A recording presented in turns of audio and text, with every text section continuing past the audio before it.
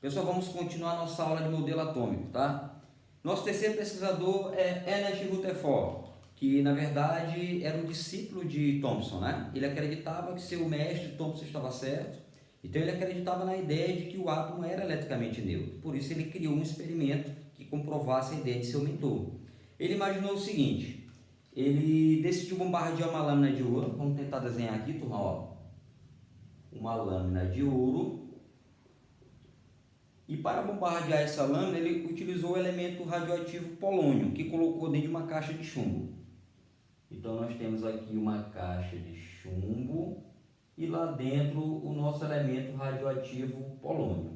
Na época já se sabia, turma, que o polônio emitia radiação alfa, que são radiações positivas. Então ele fez um pequeno orifício para que essa radiação pudesse sair do elemento polônio, né? Que radiação é essa? Radiação alfa, que é uma radiação de carga positiva. E essa radiação, ao saindo do elemento polônio, seria direcionada para a lâmina de ouro. Para verificar como é que essa radiação se comportava aí ao atingir a lâmina de ouro, atrás da lâmina ele utilizou um anteparo, constituído de sulfeto de zinco, um material fluorescente que permite visualizar a radiação em forma de luz. Pessoal, então a ideia foi o seguinte: Rutherford vai começar a bombardear a lâmina de ouro e Rutherford diz assim: olha, todas as radiações devem ultrapassar, todas, sem exceção, vão ultrapassar a lâmina de ouro. Por que, Rutherford? Porque Thomson está certo, o átomo é eletricamente neutro e se ele é neutro, ele permite ultrapassar de todas as radiações. Esse era o pensamento de nosso amigo Rutherford, queria comprovar a ideia do seu professor Thomson, que é o dono do segundo modelo. Galera, para você entender isso aqui bem, eu quero que você imagine que essa lâmina de ouro seja constituída por um único átomo de ouro. Sabemos que existem milhares, milhões de átomos de ouro aqui, mas eu quero que você imagine que seja só um para você entender o que aconteceu. O bombardeio começou. Rutherford verifica que a maioria das radiações elas ultrapassam a lâmina de ouro sem problema nenhum, o normal, o que é esperado. Mas em uma região minúscula e central acontece o inesperado, que é uma repulsão. Galera, não era para ter repulsão alguma. Tudo bem que a maioria passou, mais de 90% das radiações passaram.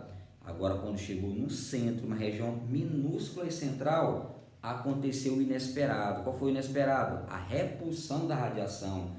A radiação reconstituiu, ela voltou. Só que essa repulsão só aconteceu no centro e em uma região muito minúscula do centro. Então o Rutherford começou a pensar: poxa, a alfa é positivo. Para repelir uma partícula positiva, somente outra positiva, que é o que a física diz: cargas iguais se repelem.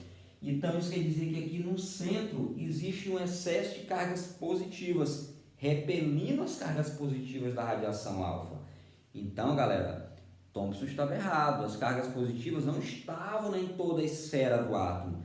As cargas positivas estavam concentradas no centro.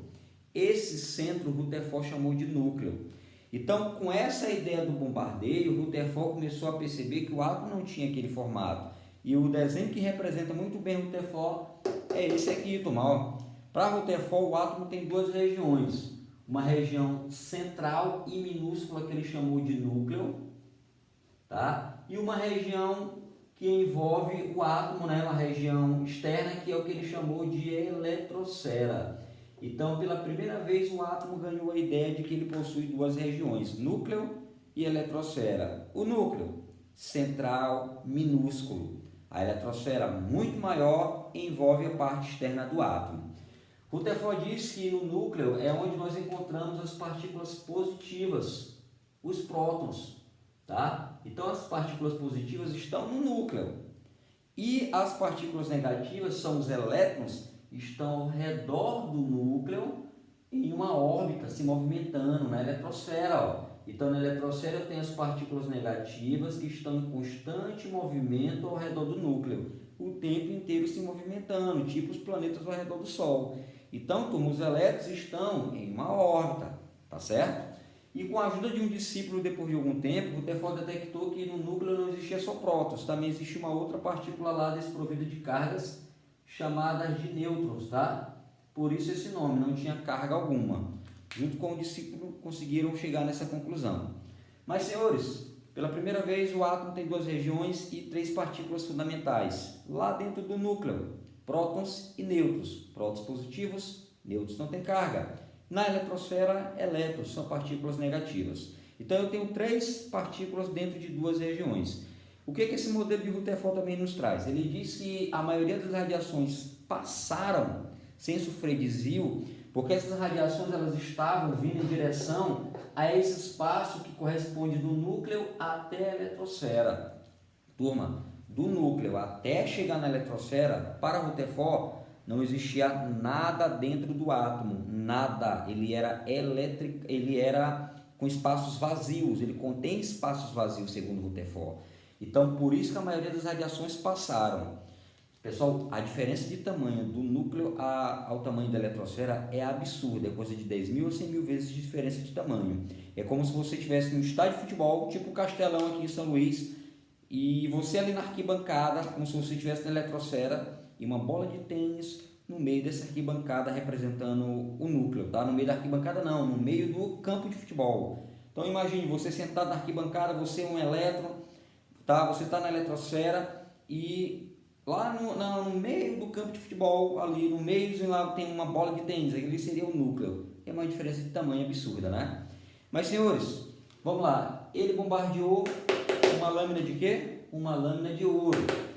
A radiação que ele utilizou, já tinha um conhecimento na época, radiação alfa. Qual é a carga dessa radiação? Radiação tem cargas positivas. O que ele achava que ia acontecer, o que era previsto, que todas as radiações ultrapassassem, mas o que aconteceu, senhores?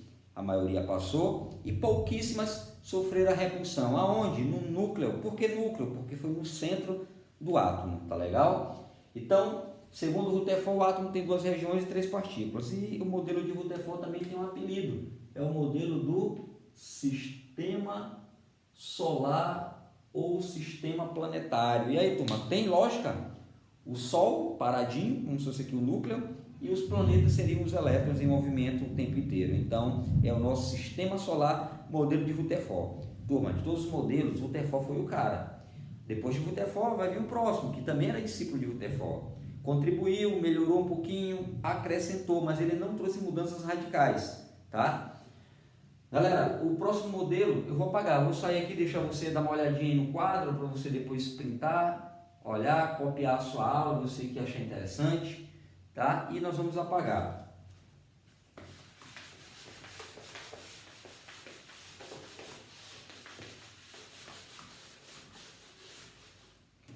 Pois, turma, nosso quarto modelo é o modelo de Niels Bohr. Galera, ele continua concordando com a ideia de Rutherford. O átomo tem núcleo e tem eletrosferas, beleza. Só que ele acrescenta. Primeira coisa que ele diz é que essas eletrosferas, essas órbitas do elétron, são órbitas circulares ao redor do núcleo. Rutherford não tinha falado disso, mas Bohr chega e diz, olha, a órbita que o elétron faz é muito perfeita, é uma órbita circular. Por isso eu vou desenhar mais ou menos assim, ó. O núcleo, uma órbita, duas órbitas, três aqui. Só que Bohr, ele afirma que o máximo de eletrosferas que um átomo pode ter são 7. Só que essas eletrosferas foram chamadas por ele de camadas eletrônicas. Camadas eletrônicas, também chamadas de níveis de energia. Então entenda, essas eletrosferas a partir de agora são chamadas de camadas.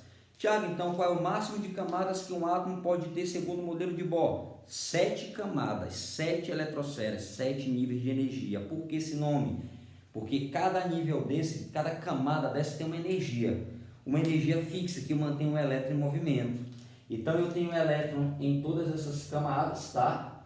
Vocês vão ver em outro conteúdo a quantidade de elétrons que cada camada pode suportar e o que mantém esses elétrons em movimento o tempo inteiro são as energias que cada camada possui, que nós chamamos de energia quantizada, tá?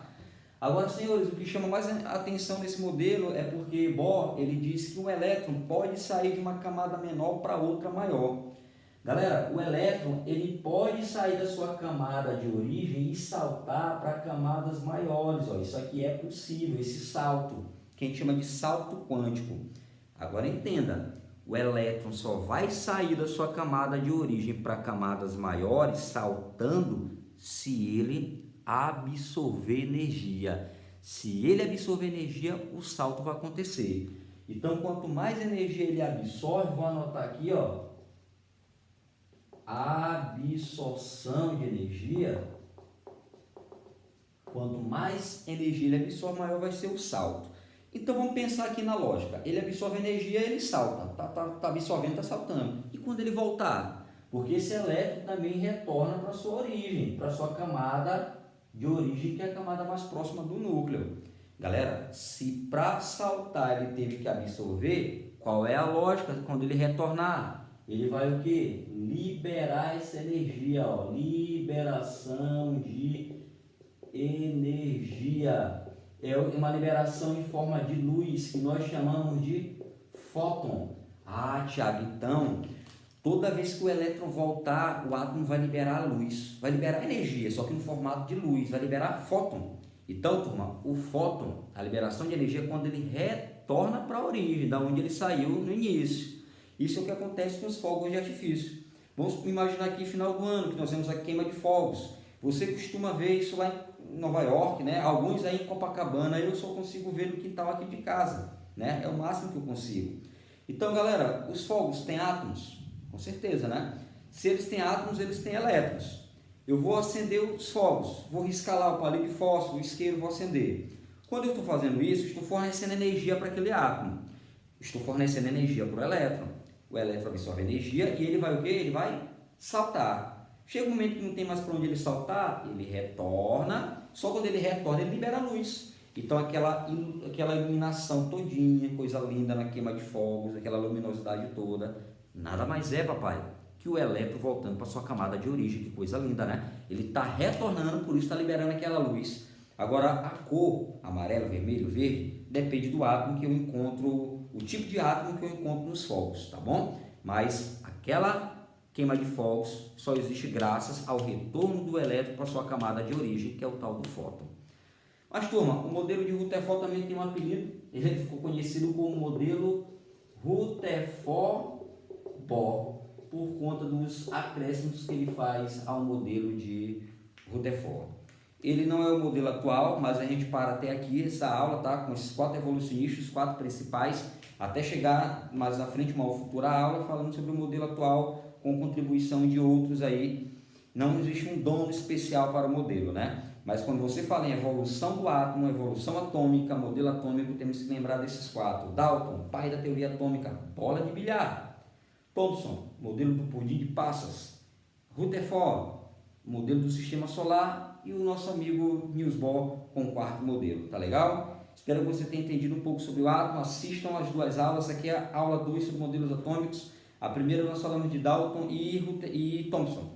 Tá bom? Um forte abraço e aproveitem aí para assistir futuras aulas e aulas que nós já temos aí no canal sobre diversos assuntos. Valeu, um abraço!